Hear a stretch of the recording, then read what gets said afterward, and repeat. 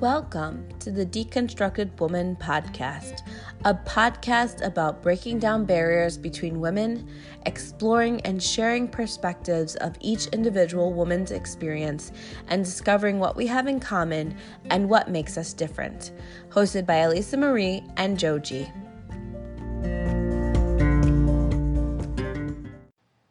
Welcome, everyone, to this week's episode of The Deconstructed Woman. This is Alyssa Marie and Joji. We're here to host you during this talk today.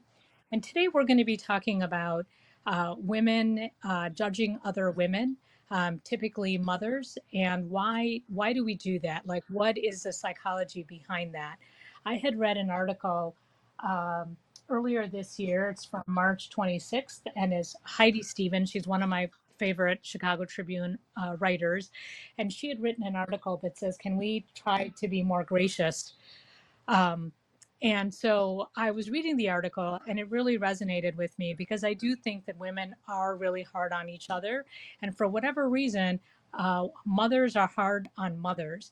And I know we've talked about parenting in the last couple of weeks, and I think this is a similar topic, but different, and trying to understand why do we criticize women more, especially around mothering, because it's such a hard task, and most women are multitasking. They're also either homekeepers or they're working outside the home.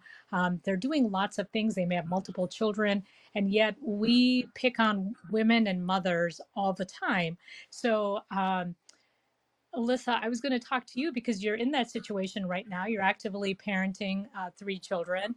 And I was wondering if you've ever experienced this feeling of being observed or judged, when you were with your kids or in another environment. I think that I'm blanking on a specific incident, but I would say that I probably experienced this in one way or another, whether I knew it or not. I think that a lot of times, excuse me, when we are out and about, whether it's at the park or whether it's at one of the indoor play places or anything like that, we're always kind of running into or observing other parents and other children. And I think there's a lot of kind of looking at it at face value, the saying, don't judge a book by its cover. But I think that happens a lot, especially when you see kids acting out. A lot of times it's like, oh, well, maybe those parents don't know what they're doing, or they're not reining their kid in, or there's just, like you were saying, like there's just a lot of judgment around that.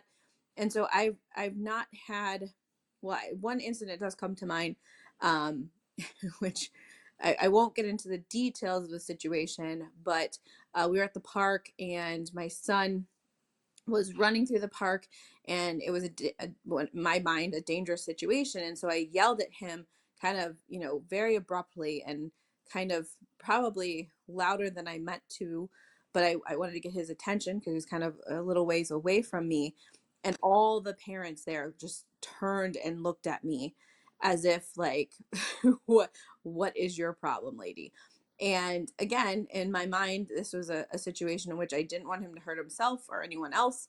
And, they all quickly left, and we were with friends. And my friend actually had yelled right after me. Like, I was yelling my son's name, and he actually was like, yeah, grab him.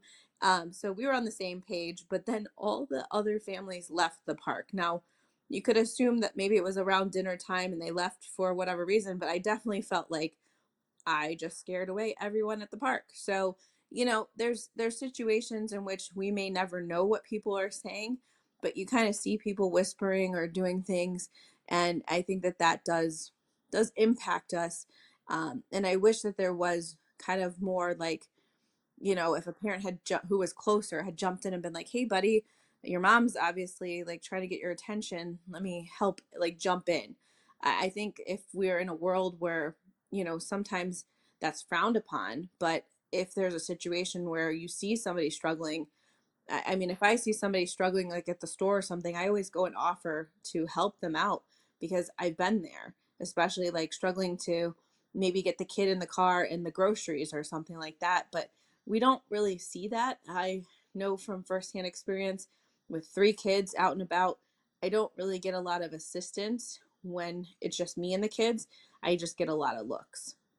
Yeah, and I think that that's definitely, I mean, the issue is that people don't ask. I mean, I don't know if it's because they are embarrassed or they don't want to be involved or interfere, but it definitely is very intimidating when that happens. I remember when I was a lot younger, before I had any children, before I was married, and I remember being in a Starbucks with a friend of mine, just having like coffee, and there were these two moms with their two kids each, and these children were like running amok in Starbucks, like just running around. And I was just like, wow, like, don't these women have control of their children? Like, what is going on? Now, mind you, I don't have any children, I have no experience with children.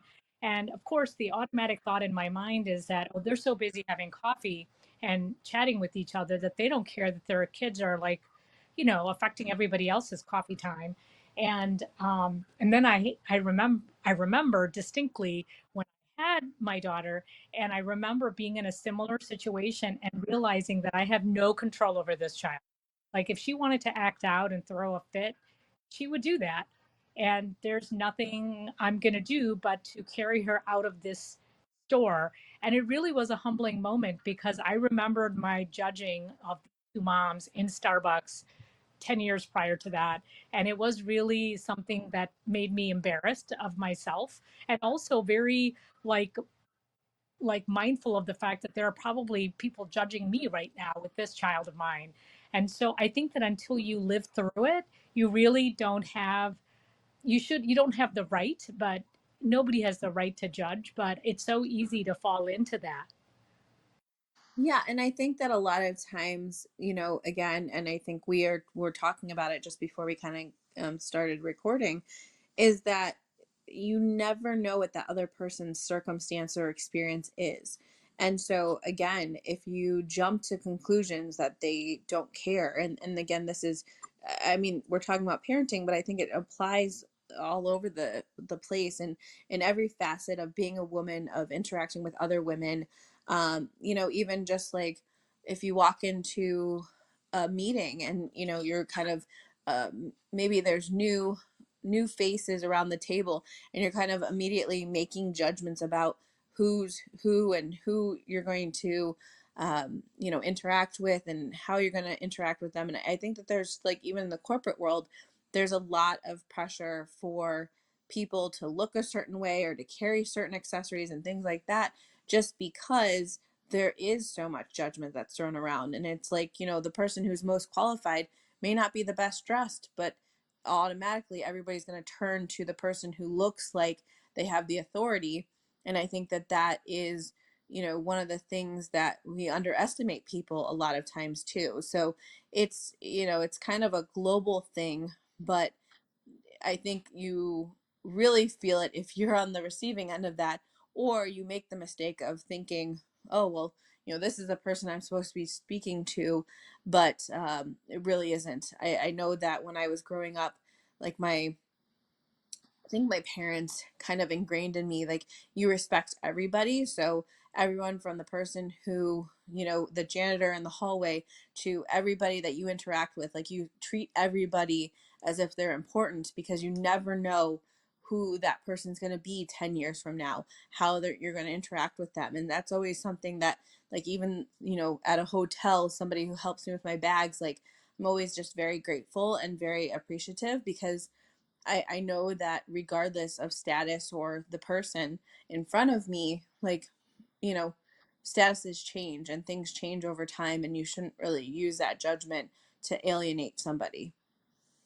But I think the other question too is that why are we so hard on women? Like, why don't we cut women more slack? Like, why, what, like, for example, if a dad had called out his son's name at the playground in your situation, I almost feel like more people and more women would be like, oh, look at how caring this dad is, right? Like, oh, he's got special time with his son in the playground. Whereas we don't give women that, like, I don't know. I just sort of feel like we're just like, oh, look at that mom screaming. But the father might have done exactly the same thing, but it might have been seen as being protective or caring or like, oh, this is us, look at the dad is babysitting, quote unquote, which I hate when people say that about the father watching their child like it's babysitting. But why do you think women are harder on women? Yeah, I mean, I think that there's certain expectations, and I mean, I don't know that I have a direct answer, and I probably have to like mull it over, more, but I really think that it stems from like our own insecurities or our own feelings of like how that how that's playing out, like, oh, I mean, I think similar to your example, like there was so many things I said like before I was a parent like I would never do, like, oh, we had some friends over that their kids had these tablets, and one of their kids was screaming because their tablet had died. I was like, my kids will never have tablets, like, oh, I can't believe that they let them have screen time. My kids still don't have tablets, but I just got them some for our trip that we're going on this weekend. And that's, to me, it's like they have a place in time, and they're great for to entertain them for a long drive. So it's one of those things where I think that it comes from like ignorance and insecurities, or maybe just like thinking like, oh, that will never happen to me, until it does, and then you're like, oh, now I understand why that person did that, or why um you know why the situation was what it was. I think that a lot of times we put judgment because we don't know the full story. And if it's a stranger, we're never going to know that full story. But that's part of the problem, is that we aren't putting ourselves in other people's shoes and recognizing that the problem is not them, it's us. And I do think, building on what you're saying, that I think that judgment comes from exactly what you said when you assume you know the story, right? And with this a stranger, you can make up any story that you want. And I think one of the things that was really important to me, and this was sort of a professional skill that I was, developing 10, 15 years ago, is critical thinking. And one of the things that I learned as a byproduct of like wanting to become a more critical thinker was just the realization that the only way you can develop that muscle is if you come up with different scenarios to explain the outcome. And so, with practicing that behavior, I started to realize, like, when you start thinking of, okay, so what caused, and I'm, using your example of the, yelling your son's name out because it was a dangerous situation. Like, if you just assume that this mom is just, I don't know, yelling at her child for no reason. The exercise that I would try to do for myself is to think, what else caused this mom to, call her son's name out? Was it a dangerous situation? Was there a car coming by? Was there a stranger approaching, the boy? Like, what are all the things that could explain that behavior? Almost to prove to myself that there isn't just one answer, and that where I assumed that what was the purpose of that behavior isn't, more than likely isn't true at all. And whatever I came up with, the story to explain that behavior has more to say about me than it has to say about that person, because it's my bias that's led to that judgment that is now filling in the blanks, which I'm assuming is true, and more than likely it's far from the truth. And so I do think that the more we try to brainstorm, like, why, we talked about like moms who are on the phone. I think they're the people who get criticized a lot, like, you're just so preoccupied with your phone that you can't attend to your child. Now, as we talked about, there could be 100 reasons why that person is on the phone. There might be an emergency phone call. There might be something going on that's urgent, that they just found out about. But we don't know that. But we assume that the mom is not attending to their child, on purpose. And it just seems like if we could just take a minute and to think about what all could be going on, it would help us, I think, have more empathy or have a little bit more consideration for the other person. And so I think that has really helped me, but it's taken me a long time to develop that ability. And I don't mean that I always do it. I mean that I catch myself and then I force myself to think about what else could be going on. Do you think that there's a connection between critical thinking? I mean, for me, I feel like it's true, but what do you think creates that empathy for that mom or forces you to ask questions that broadens your perspective than sitting in judgment? What's worked for you, Alyssa? Well, yeah, I think critical thinking is one part of it. I think, like I had mentioned before, like putting yourself in somebody else's shoes and recognizing that, like you said, you don't have the full story, but also like giving other people grace. I think that's the biggest part of it, is that a lot of times we just, just jump to conclusions and don't realize, like, regardless of what that person's outcome, like, I'm not going to know why the woman at the park is on her phone and her kids are running around. I'm not going to know why, if I'm at a coffee shop and there's two women and they're not approaching or, reining in their kids. Like, I'm not going to know that unless I go and ask them, which, in 9 out of 10 times I would not. But if I'm sitting there and I'm like, you know what, maybe they had a long day. Maybe they're just trying to get some time for themselves and reboot and reconnect with friends, and that's important to them right now. I can respect that and I can give them grace, and I can really recognize that that's something that's important to them, and that we all need that. I mean, we talked on, about self-care, and we talked about the benefits and the need for that. And so when another person is doing what they need to do in that moment to regroup, that shouldn't be a time for me to judge them. It should be a time for me to be like, okay, you know what? They're doing the best that they can. And again, to really recognize that I've probably have been or will be in that situation at some point in the future or in the, near past. So I think that I think that it's the critical thinking, putting yourselves in other people's shoes and recognizing that we don't know the full story, and we won't. And because of that, we can really just take judgment out of it. I mean, if we did that, think about what the world would be like. I think that's kind of going back to your article, but I think that I've heard that a lot of times too, with people just saying, like, if we could just remove judgment and give each other grace, what a difference that would make in the world. Do you think, and I just had this thought while you were talking, do you think that if an individual is raised in a more critical environment, that critical voice follows them into adulthood? Or do you think that that's not necessarily true?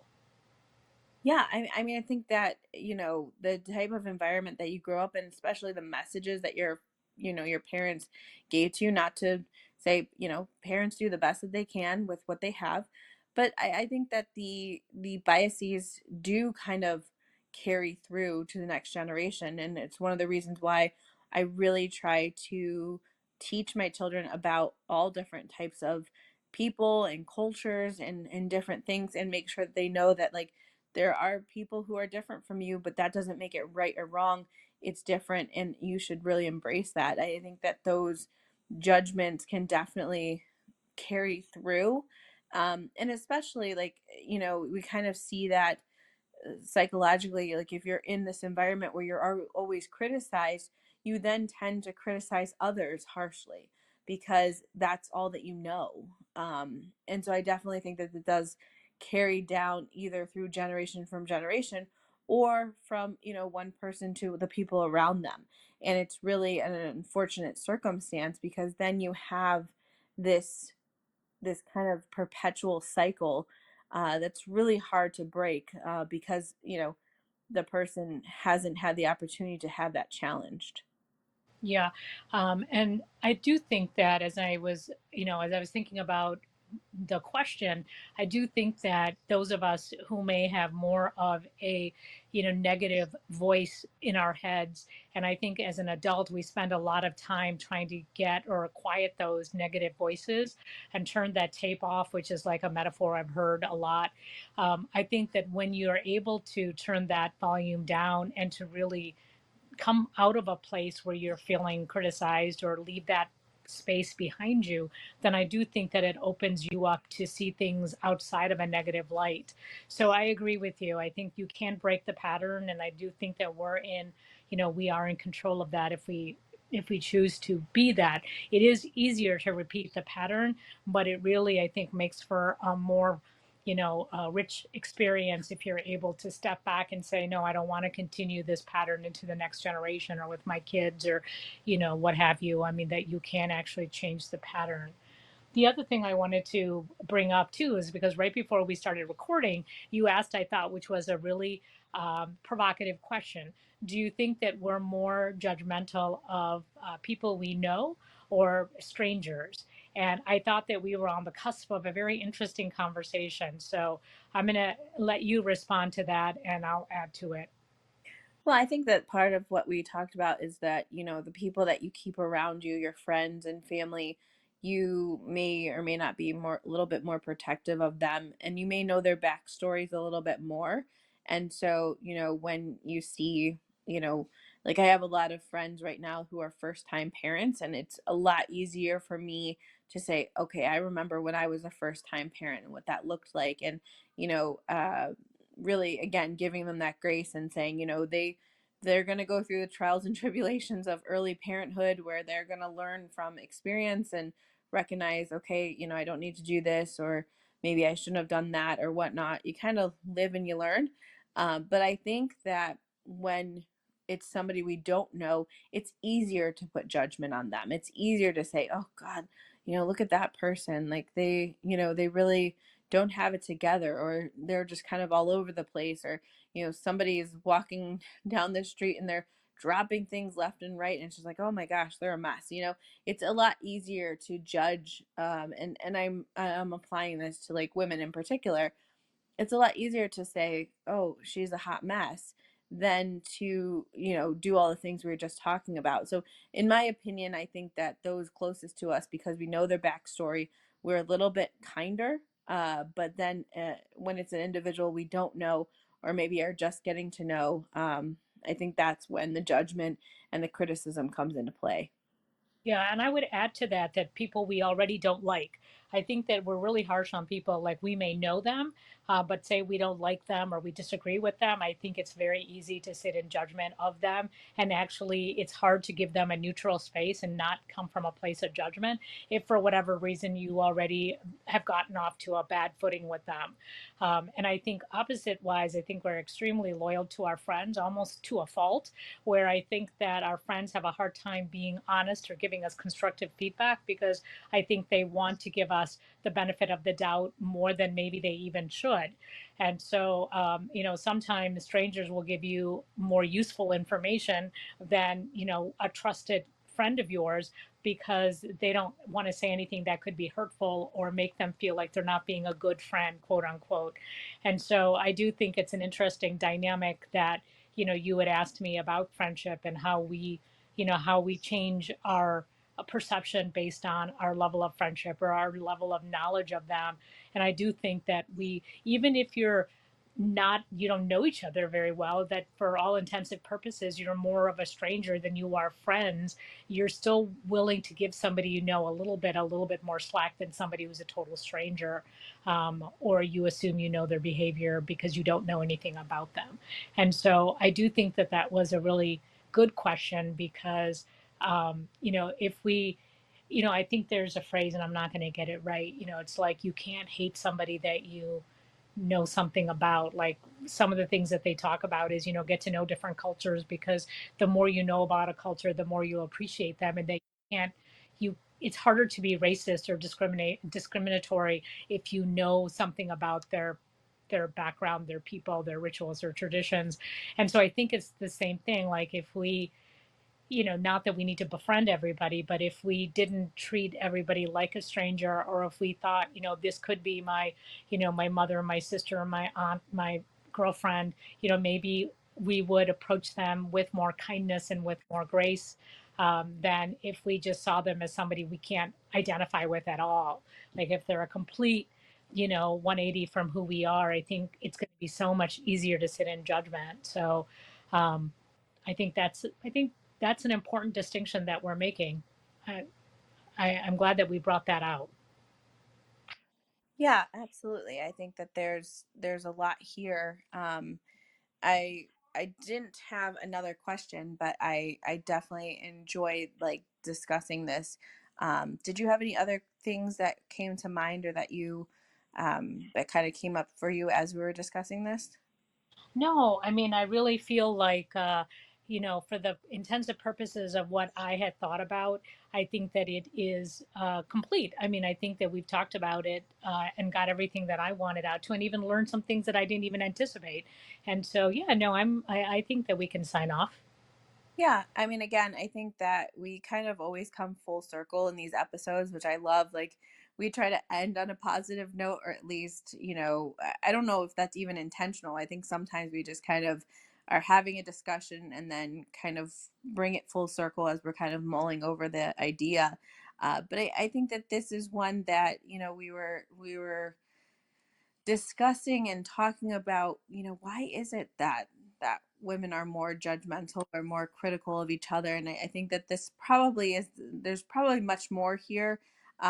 I think that we've talked about it within the workplace. So we're kind of talking about more globally now, but I think that there's always going to be kind of that dynamic, and it's maybe a continuation, but we will always encourage all of our listeners to kind of join us in the conversation. Let us know what you're thinking, what kind of struck you, or maybe you had additional thoughts. And if you are part of our Facebook group, it is called the Deconstructed Woman Podcast through Facebook, and it's a great community because we do get so much feedback and ideas and things that come up for people because they listen in and then they tell us, oh yeah, that's what I was thinking about. So I love having that community. I hope that this has been beneficial, and I'll hand it over to you, Joji, to do any closing thoughts before we sign off. Yeah, no, the only thing I was going to add as we close out is that one of the best things is that people have shared sort of their tips and tools on a particular topic. And I think that, the purpose of this is to really look at things, break it down, and look at it. But the upside of it is that we're sharing each other's wisdom and tips and tools, and that it's going to make us stronger after we've taken it apart. The goal is really to come out of it and say, oh yeah, this feedback or this knowledge that we all shared is going to give us an opportunity to do better tomorrow. And that really is, I think, where we want to go. The idea was always to break it apart, look at it, study it, and then put it back together in a stronger, more reinforced way. And so I think that this is a topic that will come up over and over again in different forms and fashions, because it is such a central issue to women in terms of why we're so critical of each other, of ourselves. And so this will be not the last time we talk about it, but hopefully we'll find a different way to bring it up and to relate to it. So for Alyssa, Marie, and myself, thank you so much for listening. We look forward to your input on the Facebook page. And until next time, we'll say goodbye.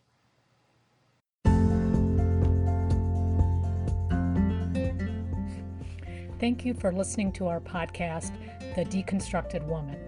If you liked this podcast, please share it with your friends, rate this episode, or subscribe to be notified of all new content. We want to hear from you, our listener. Do you have thoughts on the discussions we're having? Want to share topic suggestions, or want to join us for a topic that you're passionate about? Contact us at our email address, thedeconstructedwoman@gmail.com.